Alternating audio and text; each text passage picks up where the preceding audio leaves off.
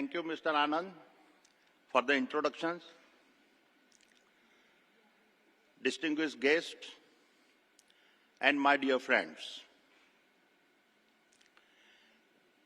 It is a pleasure to be speaking at this year's edition of the India Economic Conclave. It is impressive how quickly this platform has become one of the primary forums for the conversation about India. This year's theme around the democratic dividend is a validation that we are now finally able to look past the pandemic. Democratic dividend has no unified definitions. Also, classification of political systems can be controversial.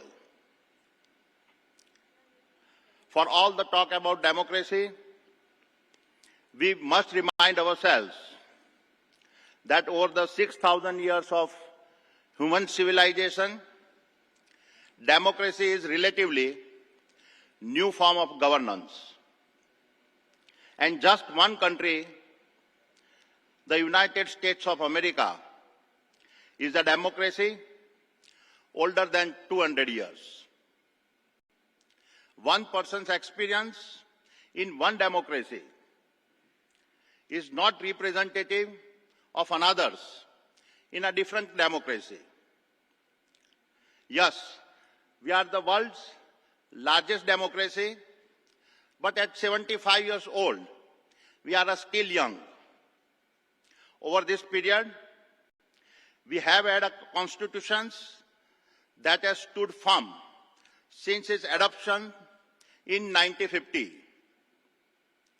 Over this period, India has balanced a parliamentary democracy of over a billion people with a simultaneous transition to a multi-trillion-dollar economy. Over this period, our purchasing power parity has become the world's third largest, and our GDP has expanded 55 times. Some have called our democracy noisy, and I say that it is always better to have a young but noisy democracy over a mature but a silent democracy.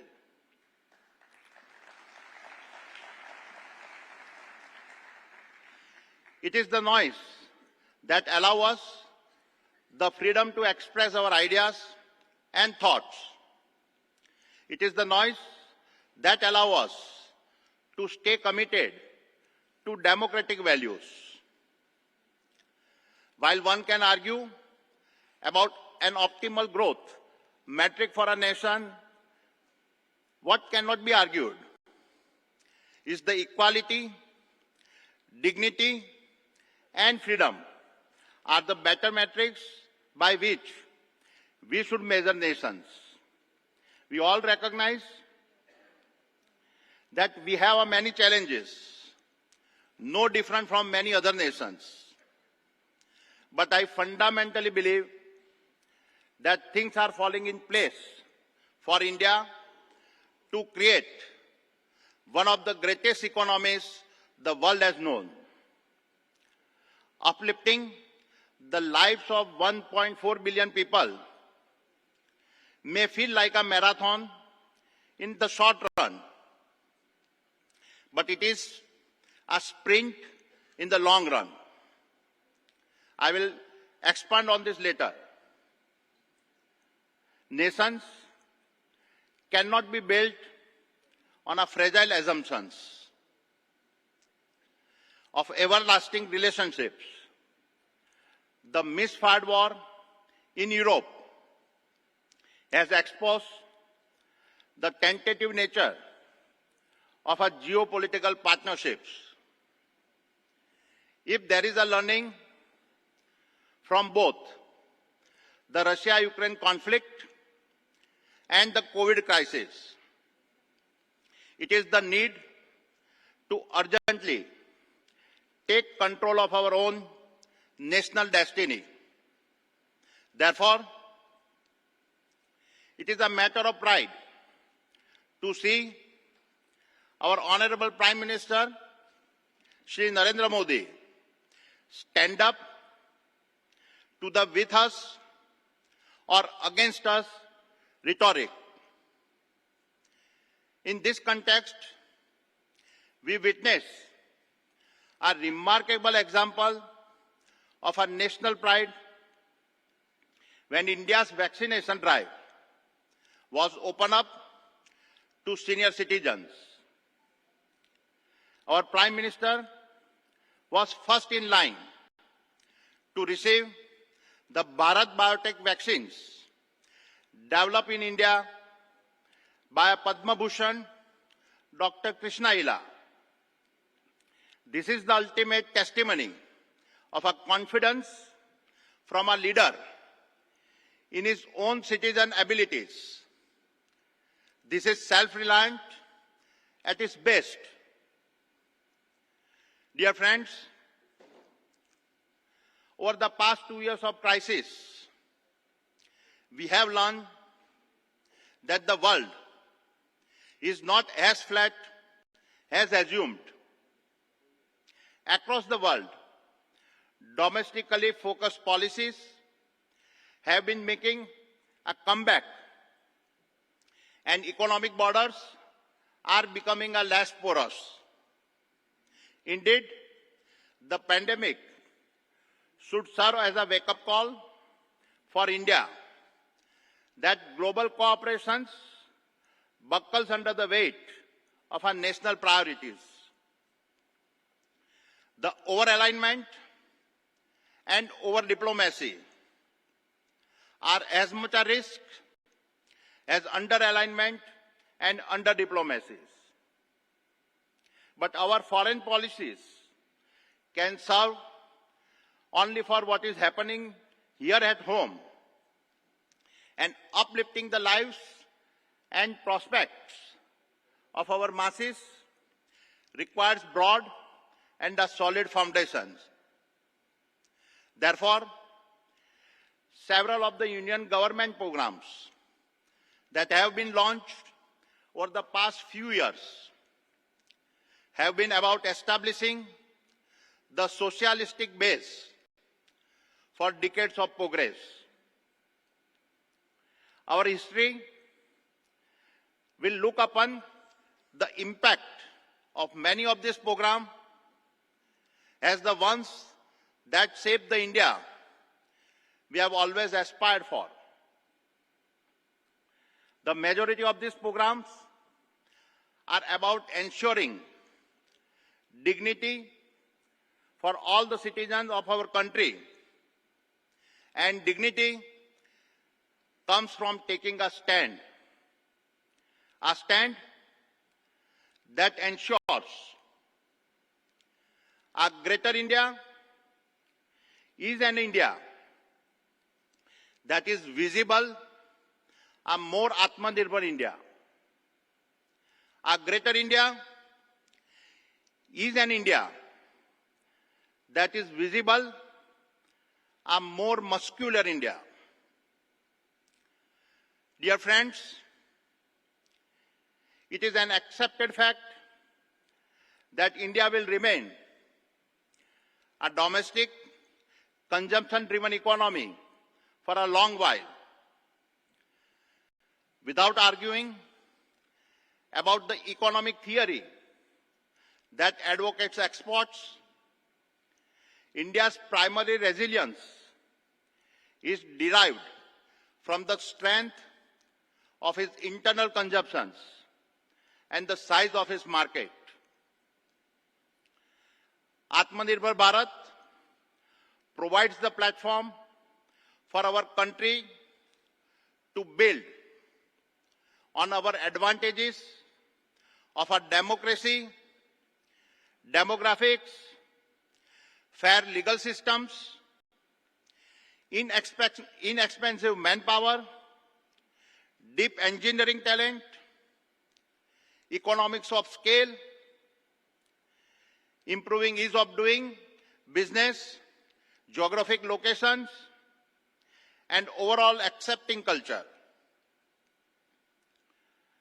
Atmanirbhar Bharat is not only a clarion call for a national self-reliance, it also creates the way for expanding our Prime Minister vision from Atmanirbhar Bharat to Bharat Par Nirbhar.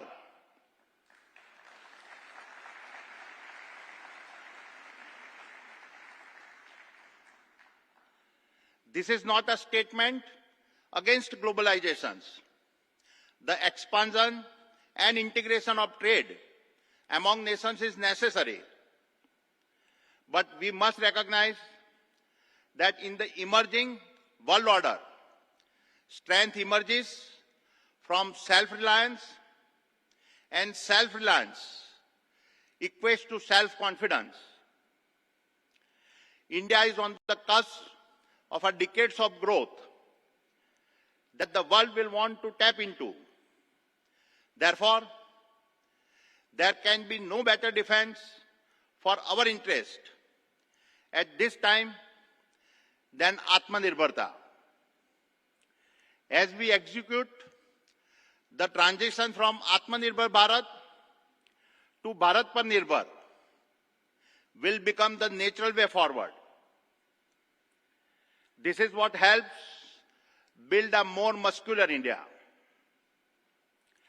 My optimism comes from my belief that no nation in the world is as uniquely well placed as India to capitalize on four major vectors that will accelerate development. These are the pull from India's demographic dividend and India's growth of the middle class, and the push from the accelerated digital economy and the sustainability-focused economy. These are all trillion-dollar market opportunities, and the pace of innovations that will be the mainstream as these four forces feed off each other will make the next 3 decades the most defining years for the impact we will have on the world. The first factor is our nation's demographic dividend. That will be the envy of all. As per the 2019 economic survey, India's demographic dividend will carry it well beyond 2050. I believe this will put us on track to becoming $28 to $30 trillion economy by 2050.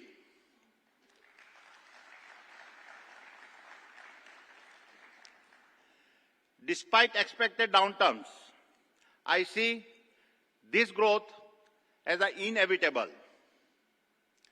This is growth no other country is in a position to achieve over the next 3 decades. And this tailwind will add another $40 to $50 trillion to our country's stock market capitalizations.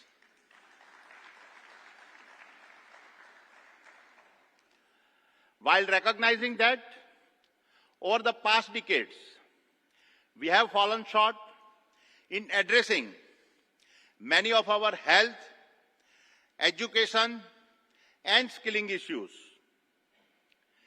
We finally have fundamental national programs like Ayushman Bharat for universal health coverage, Sarva Shiksha Abhiyan for universal elementary education and Pradhan Mantri Kaushal Vikas Yojana for skill development is in place. These are social programs of a scale that the world has never witnessed, and the impact is increasingly visible as they start touching the lives of hundreds of millions of our fellow citizens. The second vector is the growth of our nation's middle class. Even in 2050, the median age of our 1.6 billion strong populations will still be just 38 years. The world will never again see a middle class as large as the one India will have.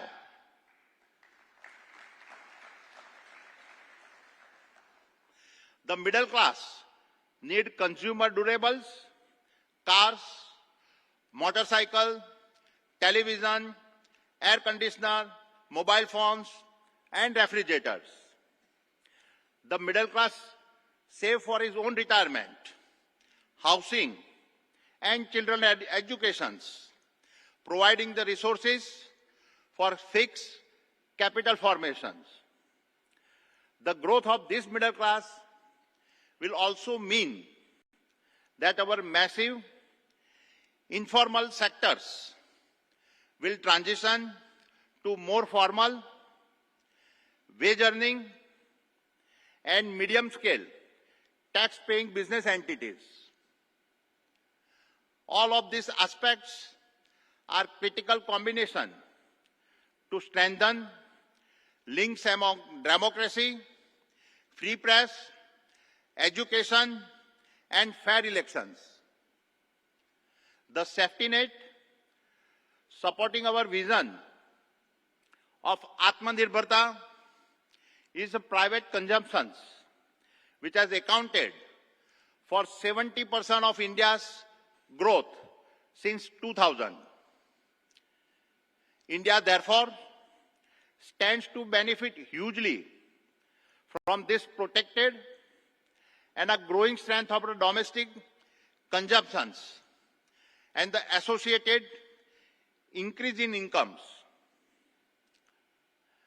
This rise will have a profound impact on India's engagement with the rest of the global economics as India becomes the largest consumer market. It is this scale of middle class consumptions that will give us the leverage to transition from Atmanirbhar Bharat to Bharat Par Nirbhar. It is this scale of middle class consumptions that will help build a more muscular India. The third vector has to do with digitizations. The combination of India's youth and growth in the middle class will accelerate our nation's digital transformation to create a new opportunities. The opportunity has no parallel. I believe that the digital ecosystems we are creating will generate a significant additional uplift of 100 to 200 basis points to our anticipated 7 to 8% nominal GDP growth rate. Our government's role in enabling these transformations is unmatched. Today, Indians have a universally adopted digital payments. In fact, India's retail payment systems is now a global benchmark. 99% of our countrymen have Aadhaar numbers. And this identity system has been linked to bank accounts and mobile phone numbers, resulting in the JAM or Jandan Aadhaar Mobile Trinity. Thereafter, BHIM or the Bharat Interface for Money created the interoperating backbone to connect all banks and consumers. As the full range of banking services like lending, investments, insurance, all go down the open banking path, the revolutions in the broad financial markets will be a case study for the world. This is sheer brilliance, executed flawlessly. This fintech revolutions is now helping accelerate the fourth industrial revolutions, where human and machines are all interconnected, to be then followed by the BEP 3.0 and a metaverse revolutions, where the physical and digital world start fusing. We have created the perfect storm of middle class demand, availability of talent, and capital inflows. The results speak for themselves. VC funding in India first crossed $1 billion in 2015. And this year, VC funding is expected to touch $45 billion. That is a 45x acceleration in just 7 years. Our nation now boasts of 60,000 startups and 81 unicorns, making it the third largest startup ecosystem in the world. 2022 has also started with a bang, with about one unicorn being added every week. The startup world has never seen such accelerations. These implications are yet to be factored into India's growth rate and job creation capabilities. In less than 5 years, we will be creating millions of opportunities for people with the appetite to skill and reskill themselves. Our domination of the digital economy will be the ultimate manifestations of a Bharat Par Nirbhar movement. Fourth and finally, the need for sustainability and a renewable power is yet another game changer for India. Solar power today is globally the fastest growing source of energy. Over the past decade, the price of solar panels has dropped by 90%. And over the next decade, we will continue to see price drops of the same magnitude within the solar ecosystems. The fact is that the marginal cost of solar power is headed to zero. The ability of this almost zero-cost electron to economically split a water molecule and create 100% green hydrogen in the future is a certainty.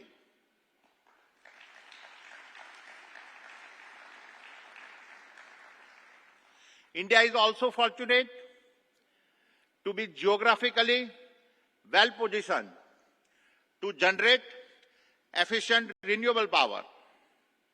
For India, the combination of solar and wind power, coupled with the green hydrogen, opens up unprecedented possibilities.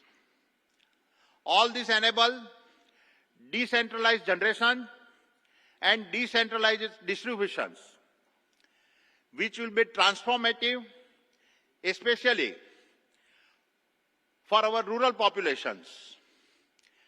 Decentralized power gives us the option to accelerate the micro-sizing of everything in a massive increments.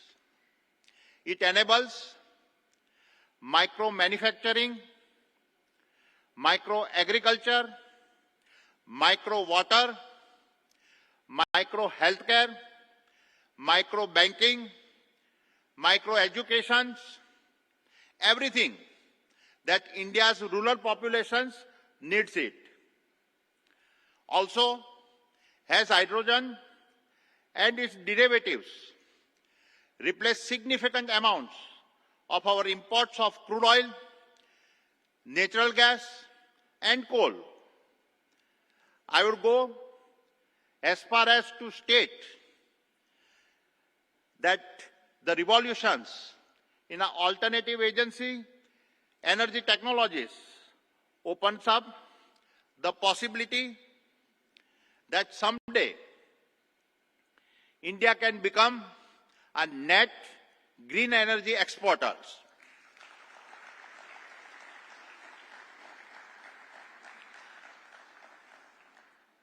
This was impossible to even contemplate just a year back.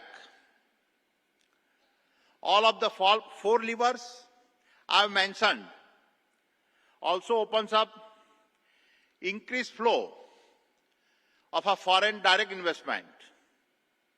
Even in the midst of the pandemic year, India had record FDI inflow of a 65 billion US dollar. The projected inflow in 2022-23 is expected to reach a record $100 billion, making India the world's third largest recipient of FDI, thereby showcasing the world's confidence in India. While I have taken this opportunity to express my considerable optimism about India's growth potentials, I recognize that there are challenges to address. These broadly include healthcare, education, skill development, manufacturing share of the GDP, and infrastructure availability. However, it is my firm belief that we will address most of these challenges in the decades ahead as we implement the many far-reaching government policies. Our economy gets bigger and stronger, and the positive impact of digitization starts being felt in every single one of these areas.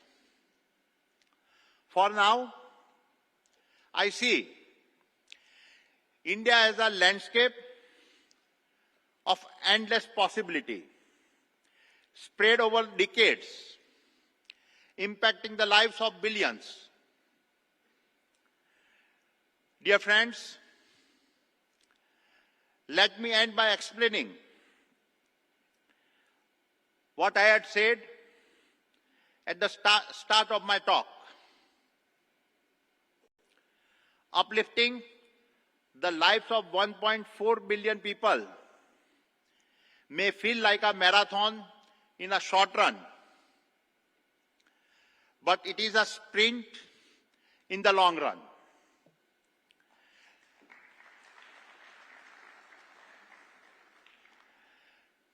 We are approximately 10,000 days away from the year 2050. Over this period, I anticipate India will add about $25 trillion to its economy. This translates to an addition of $2.5 billion to our GDP every day until 2050.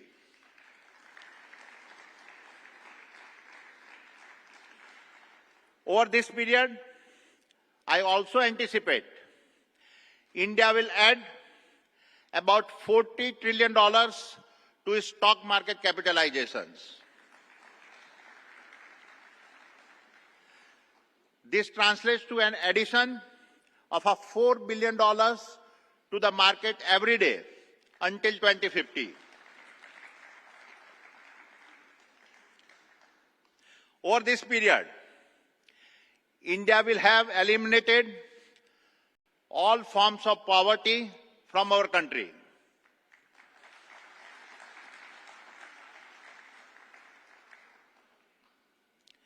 Stunning as these numbers are, we have a real shot of making this happen in just 10,000 days.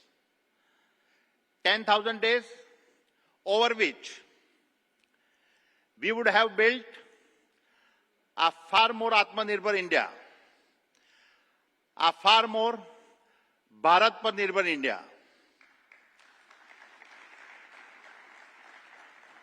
and a far more muscular India, providing a dignified life for all of its citizens. Dear friend, this is what democratic dividend must be all about, and my personal convictions about India's democratic dividend has never been higher. Thank you. Jai Hind.